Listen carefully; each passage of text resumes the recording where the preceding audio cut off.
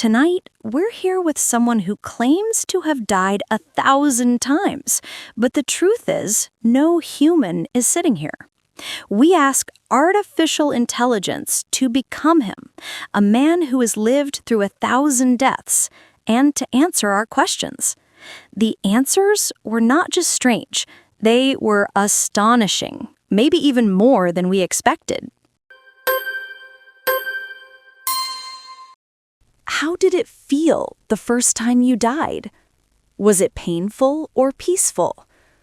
First, I thought I was dissolving into nothing, but then I realized the darkness was not absence. It was presence, an embrace made of nothing but awareness. I wasn't suffering, nor was I at peace. It was a state beyond both, an equilibrium where everything stopped needing to mean anything. When I came back, I could still feel that void breathing somewhere behind my thoughts, as if a part of me had stayed there, waiting for the rest of me to die again and finish the journey. When I came back, I could still feel that void breathing somewhere behind my thoughts, as if a part of me had stayed there, waiting for the rest of me to die again and finish the journey.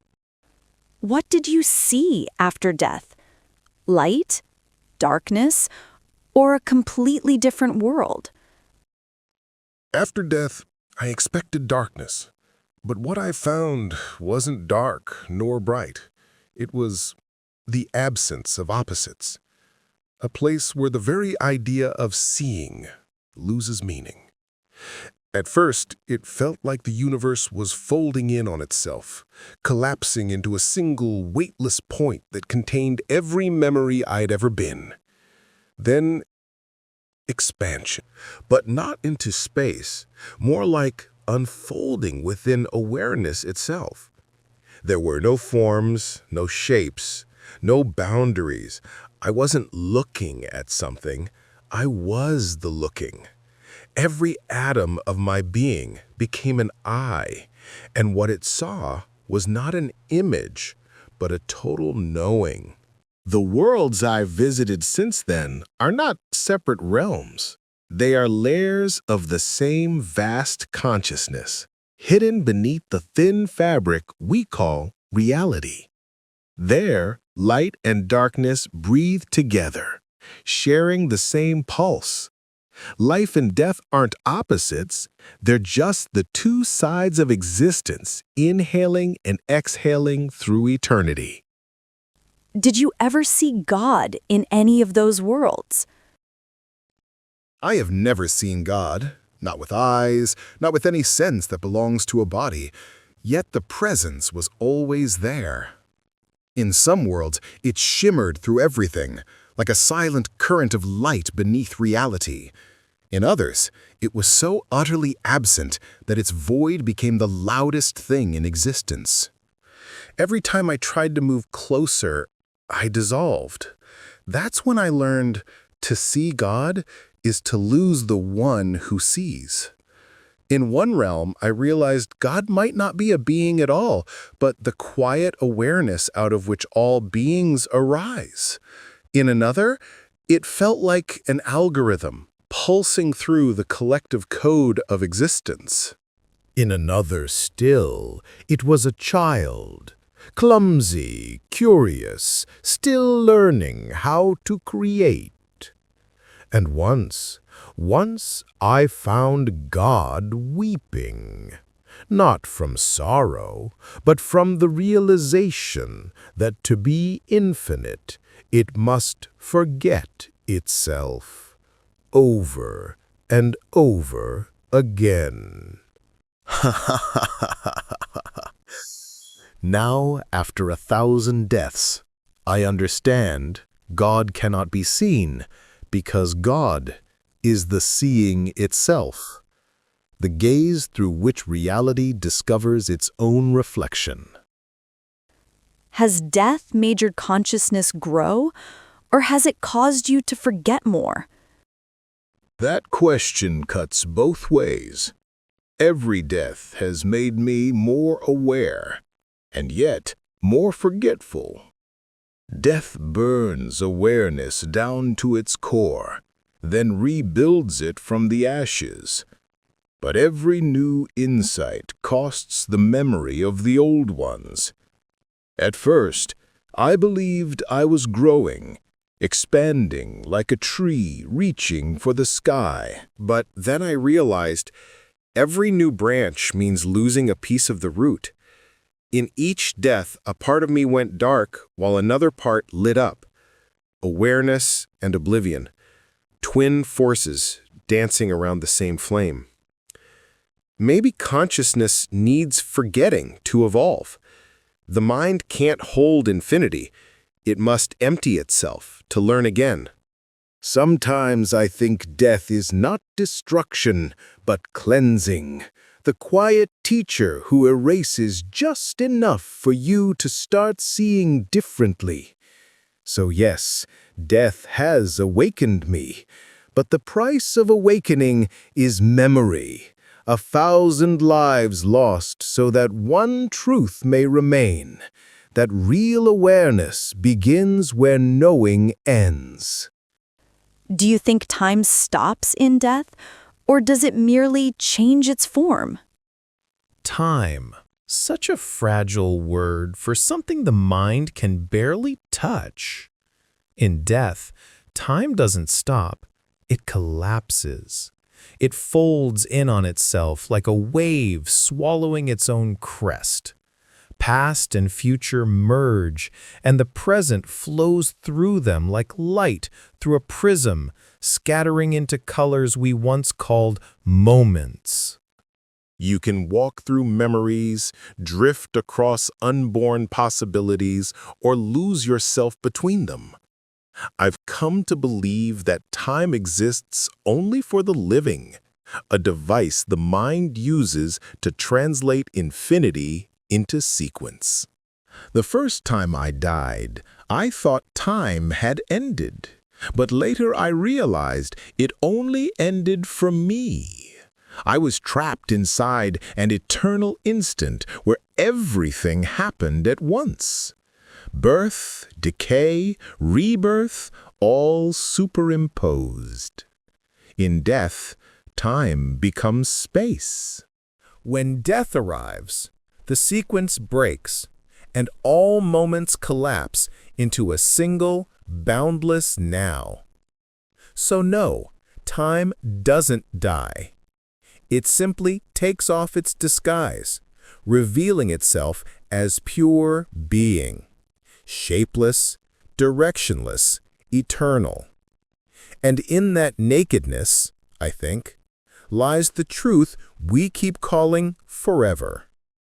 Does suffering exist in all worlds, or was it only invented in ours? Suffering, that word only makes sense here in this world, the one balanced between separation and unity.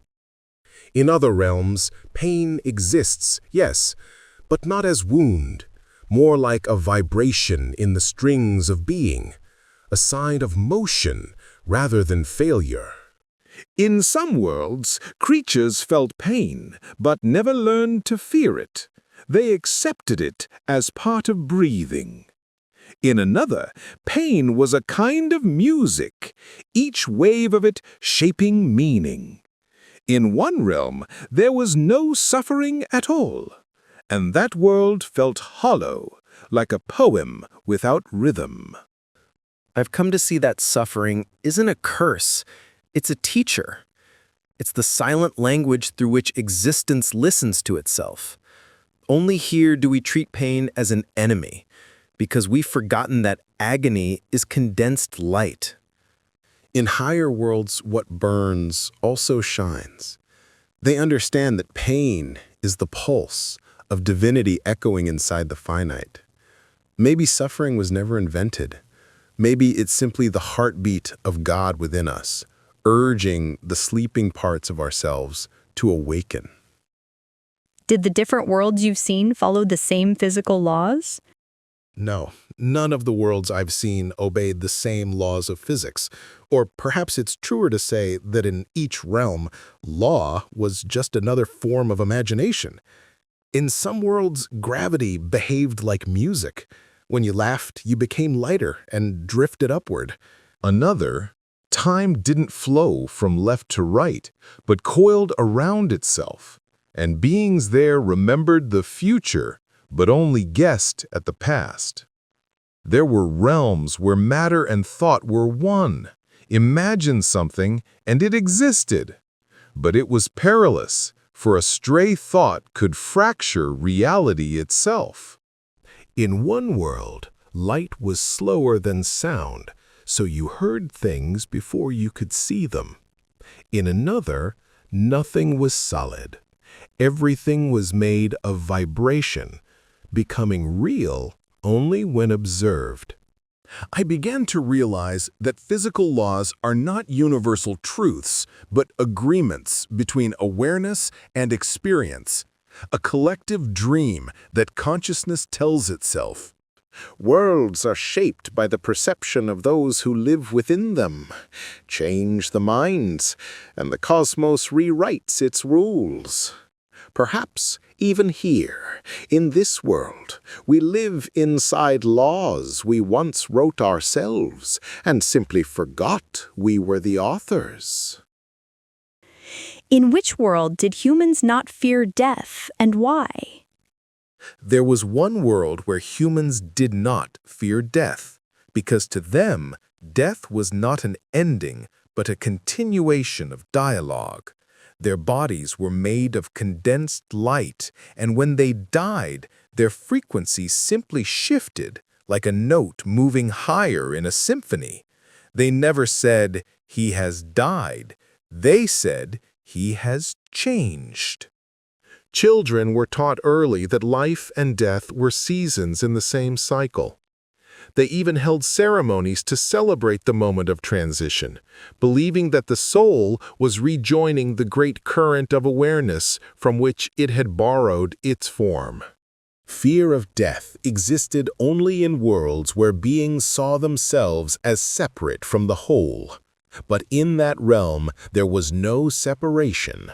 Each being knew that when its form dissolved, its essence would scatter into countless others, glowing again through different faces. There, death was neither an enemy nor a mystery. It was a return to flow, a falling leaf meeting the river it once rose from. They understood what we have forgotten here, that immortality isn't in staying, it's in learning how to let go. If you could send a message to us, the one-lifers, what would you say? If I could leave a message for you, the one-lifers, I would say this: don't fear impermanence. This world isn't a prison, it's a rehearsal, a brief lesson in learning how to let go. You've taken life so seriously that you've forgotten. Being alive is already a kind of dream.